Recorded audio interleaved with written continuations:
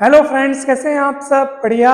चलिए, आज हम फिर से हाजिर हुए हैं हमारे smart maths tricks video series में। आज इस सीरीज का हम सेकंड वीडियो देखने जा रहे हैं, जिसमें हम एक क्वेश्चन हमने यहाँ पे लिख रखा है। इस क्वेश्चन को पढ़कर आपको ऐसा लगेगा कि इसका सॉल्यूशन तो विधिवत बनना चाहिए, सिस्टमेटिक पूरा बनना चाहिए, तभी इसका आंसर निकल सकता है। लेकिन हम स्मार्ट ट्रिक्स की मदद से इस क्वेश्चन का आंसर कुछ ही सेकंड्स में पता कर पाएंगे।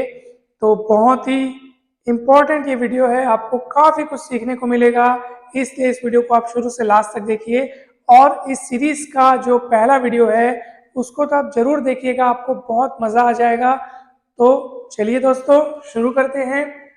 क्वेश्चन लिखा हुआ है, the ratio of the ages of A and B is 7:4। ठीक है, यानी ए और बी की आयु का अनुपात कितना है? 7:4 है। After 5 years the ratio of their edges becomes 11:7। ठीक है, यानी कि 5 साल बाद दोनों की आयु का अनुपात कितना हो जाएगा? 11:7 हो जाएगा। फाइंड द एज ऑफ ए की आयु का पता करें। ठीक है, अब आप इसको कैसे बनाएंगे? हम जब इसको पढ़ते हैं इस टाइप के सवालों को, तो हम कैसे बनाते हैं? तो अनुपात वाले प्रश्नों को तो हम बना देते हैं, भैया देखो ए और बी की आयु में ए और बी की आयु का अनुपात कितना है? 7:4 है। तो ए की आयु को चलो हम मान लेते हैं 7x, और बी की आयु को कितना मान लेते हैं बताइए? 4x। ऐसा मानते हैं ना भाई हम लोग। और 5 साल बाद दोनों की आयु का अनुपात कितना हो जाएगा? 11:7। 5 साल बाद की बात कर रहे हैं, इसका मतलब दोनों में 5 जोड़ना पड़ेगा, क्योंकि ये तो वर्तमान आयु है। ठीक है, अब 5 साल बाद दोनों की आयु का अनुपात कितना हो जाता है? 11:7 हो जाता है। तो हम पहले दोनों में 5-5 जोड़ेंगे, ये 5 साल बाद ए की आयु हो गई। 5 साल बाद बी की आयु कितनी हो जाएगी? 4x + 5 हो जाएगी। फिर दोनों में अनुपात का मतलब बटा कितना हो जाता है? 11/7।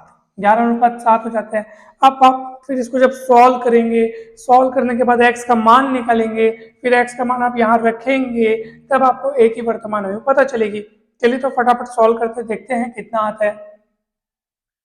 सॉल्व करते हैं। 7 का इधर गुणा होगा तो 7×7 = 49x + 35, और इसको इधर सीधे गुणा करोगे तो 11×4 = 44x + 55। 44x को इधर पक्ष अंतर करो, 49x में से 44x जाएगा तो 5x, और 35 को उधर भेज दो तो 55 में 35 गया तो कितना बचेगा? 20 बचेगा। तो x का मान कितना निकलेगा? 5 को बटे में ले जाएंगे तो 4 आएगा।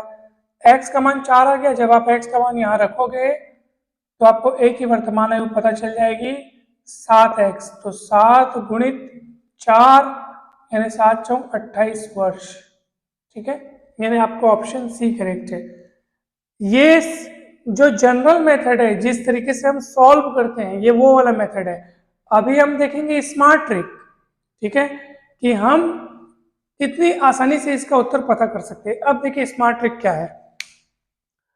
आप सबसे पहले ये देखिए कि ए और बी की वर्तमान आयु में, यानी ए और बी की जो प्रेजेंट एज है, उसमें रेशियो क्या है? 7:4 है। ठीक है, ए और बी की जो प्रेजेंट एज है, ए और बी की जो प्रेजेंट एज है, उनका जो रेशियो है, उनका रेशियो कितना है? 7:4 है। ऑब्वियस सी बात है, हमको प्रश्न में ए की एज पूछा है, ए की आयु पूछा है ना। तो अगर ए और बी की आयु में अनुपात 7:4 है, इसका मतलब ए की आयु जो भी होगी, ए की एज जो भी होगी, वो 7 की मल्टीपल होगी। देख लो, आपने ए की एज को कितना माना है?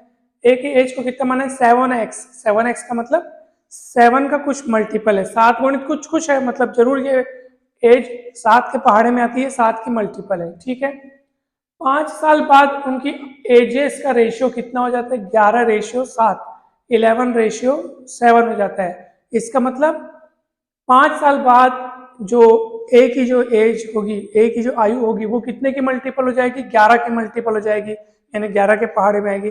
अब आप दिमाग लगा लो और ऑप्शन में से चेक कर लो, ऑप्शन में से वही वाला ऑप्शन सही होगा जो 7 का मल्टीपल दिखेगा, लेकिन 5 साल बाद, यानी कि उस संख्या में जो भी संख्या आप ऑप्शन में देखने जा रहे हैं आपको देखना है कि वो 7 की मल्टीपल हो, क्योंकि वर्तमान में दोनों की आयु का अनुपात, दोनों की एजेस का रेशियो कितना है 7:4, यानी कि वर्तमान में यानी प्रेजेंट में ए की जो एज है वो 7 की मल्टीपल है, ठीक है, 7 की मल्टीपल है, लेकिन 5 साल बाद उनका रेशियो कितना हो जाता है 11:7, यानी 5 साल बाद ए की जो एज रहेगी, ए की जो आयु रहेगी वो 11 की मल्टीपल हो जाएगी, ठीक है।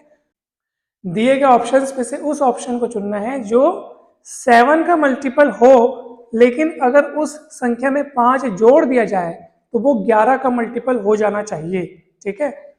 तो क्योंकि 5 साल बाद उनकी रेशियो आप देखो 11:7 हो जाती है ना भाई, तो 5 साल बाद उसकी एज 11 की मल्टीपल होनी है कि होनी चाहिए, होनी चाहिए। तो आप देखो 14 को देखो, क्या 14 यानी कि 14 क्या 7 का मल्टीपल है, अवश्य है, 7 के पहाड़े में आता है, 7 दूनी 14 होता है, लेकिन आप इसमें 5 जोड़ करके देखो, तो 5 जोड़ने पर क्या वो 11 का मल्टीपल हो जाता है क्या, तो 14 में 5 जोड़ोगे तो कितना हो जाएगा 19, 19 11 का मल्टीपल नहीं है, 11 के पहाड़े में नहीं आता, ऑप्शन है कट।